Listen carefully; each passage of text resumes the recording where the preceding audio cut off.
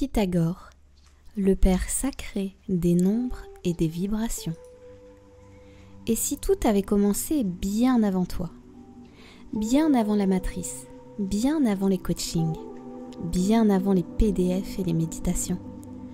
Imagine un homme, dans la Grèce antique, qui murmure à ses disciples « Tout est nombre ». Cet homme, c'est Pythagore, vers -580 à -495 avant Jésus-Christ. Philosophe, mathématicien, mystique, un pionnier du lien entre énergie invisible et forme visible. Aujourd'hui, je t'emmène dans ses pas. Parce que la matrice d'énergie que tu découvres et utilises, elle repose sur ces découvertes sacrées. Sans Pythagore, pas de lecture vibratoire des chiffres, pas de sens caché dans les nombres, pas de structure pour ton énergie. Bienvenue dans l'origine. Qui était Pythagore ? Pythagore est né à Samos, une île grecque, vers -580 avant Jésus-Christ. Il fonde en Italie du Sud une école initiatique à Crotone, une communauté de penseurs, de mystiques et de mathématiciens, les pythagoriciens. Mais attention, cette école n'enseigne pas les mathématiques scolaires.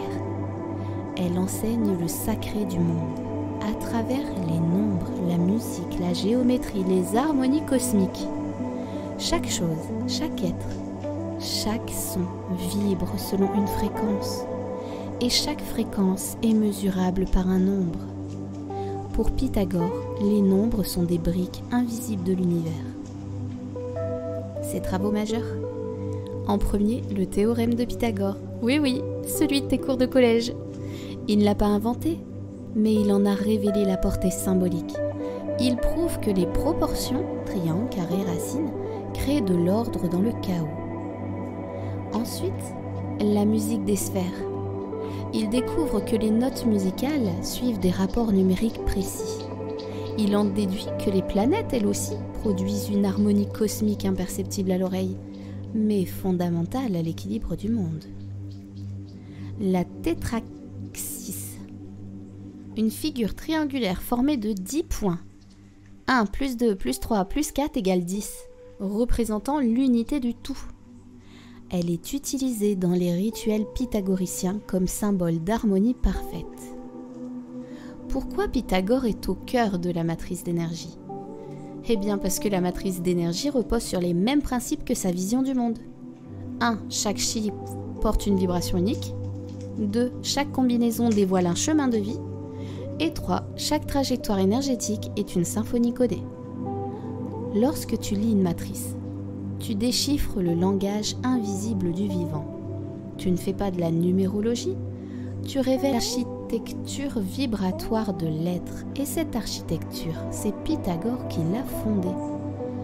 Ce n'est pas un hasard si la matrice repose sur des trios, des diagonales, des additions vibratoires. Ce sont les lois de la géométrie sacrée, les lois de Pythagore. En quoi est-il encore d'actualité ? Parce que nous sommes dans une époque où les femmes veulent se comprendre profondément. Non pas avec des mots flous, mais avec des structures ancrées. Parce que les sciences quantiques reviennent à ce que Pythagore savait déjà. Tout est onde, tout est fréquence, tout est vibration. La matrice d'énergie, aujourd'hui, ne fait que prolonger son héritage. Elle met en application moderne ce qui lui murmurait à ses initiés.